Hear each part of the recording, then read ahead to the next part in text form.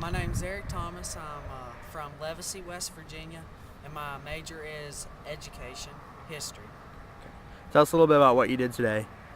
Well, today we served at a church, Randor, uh, Church of the Nazarene. We helped fold clothes.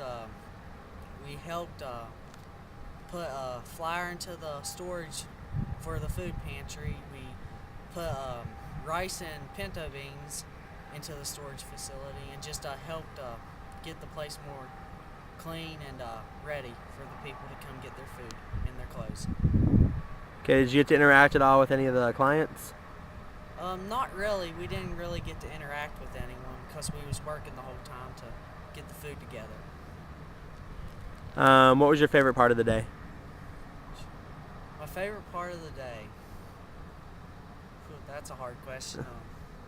Probably, well, we saw a couple people at the facility come get clothes, and later when we went to the mall, we saw the same people, but instead of being in worn out clothes, they were in real nice spiffy clothes, had Starbucks and all this fancy stuff that they bought at the mall. But earlier in the day, they had been wearing messed up clothes and stuff, so it makes you question if the people really needed the help or they're just using the system to get something. How does it make you feel to think that maybe they use the system? Well, it makes me feel that it kind of makes me angry that they're using it, that there's people actually out there that actually need the stuff, and they might be using it to gain more money or whatever they're doing. Can you tell us a little bit about what you thought in general, just about the programs that the Music City Mission offered? I really liked what the Music City offered. It's a real small time that really tries to help people, just not people of a certain race, but every race, every religion. It doesn't matter who they are or where they've been, they try to help them, which is a very good thing. What do you think compared to maybe some of the other places that you worked this week? About this, like between the National Rescue Mission campus and Music City Mission, how do you think they all kind of compare to each other? All of them got their highs and lows.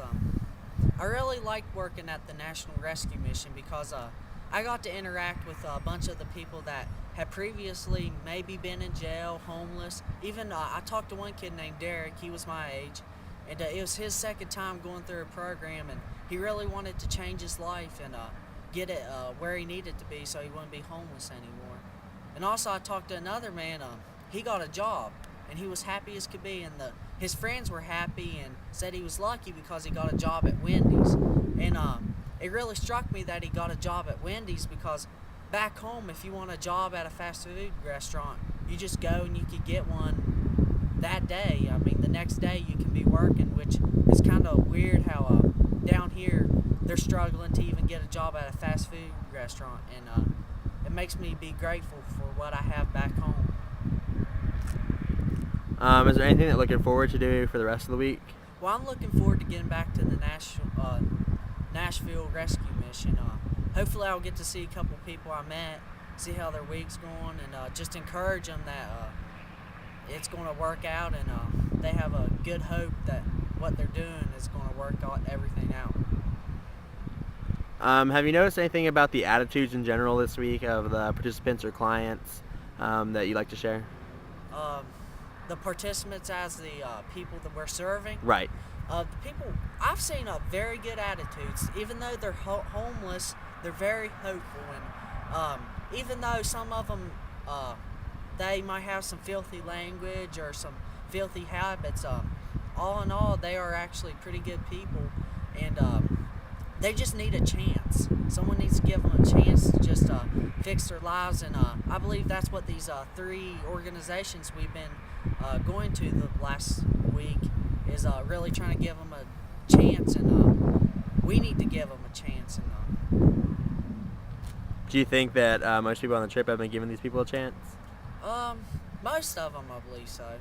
I mean, there's some that could do better, but it's whatever you want. You gotta have a heart to serve, and that's what it matters the most. Are there any words of advice maybe that you got this week that you would like to share with everybody? Well, I was talking to one guy, and well, we weren't talking. We were just walking through the hallway, and he stopped me and Brian, and he told us that we needed to stay in school and we needed to exercise our right to vote daily. Which it really struck me that he told us we need to stay in school, and I think he told us that because he might have dropped out of school. And education is one of the best things that someone can get, and we have the right to get our education. And some of them, I believe, threw their education away, thought it wasn't important. They want to do what they want. They got into drugs, alcohol, whatever they got into. And the guy was just he was kind of crippled, and he was probably about 60 years old, and he couldn't do much for himself. And I believe he probably didn't get his education, so it probably hurt him a lot that he didn't get his education. He couldn't get a job at any big place, and nowadays it's hard to even get a job at a fast food restaurant without your high school diploma. And with the way the economy's going, it's even getting harder for a college person that's graduated from college, got a college diploma, to even work. So I believe the words of advice he gave me really struck home that my education is a top priority in my life right now. What do you think about the fact that some of these, all three places that we've worked this week have been faith-based? What do you think about the fact that they incorporate spirituality into the way that they deal with these clients and participants? Well, most of them were Christian, faith-based organizations, which I know, as I am of the Christian faith, that you're supposed to help others in need, because that's what Jesus taught. And they're just really, they're not shoving their faith onto people, but a lot of people's getting blessed through what they do. And it's a very good thing that these organizations are doing this, because someone needs to be doing it. If our government's not doing it, someone has to do it. And I think it's just encouraging that these faith-based organizations are exercising their right as a religion in this free country to help others. And it's very good for the people, though. Do you think it's a fair thing to do to the participants to have them, have that spiritual emphasis? I'll believe they force the spiritual emphasis on them, but I believe they make it volunteer, and the people come to the place. They don't go to the people, they come to them.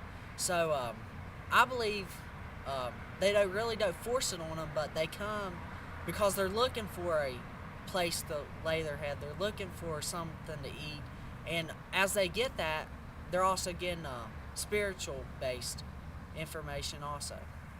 Do you think there are any services that aren't being met by any of the agencies that we've worked with that you think should be met to help the clients or participants? Really, I really don't know anything off the top of my mind.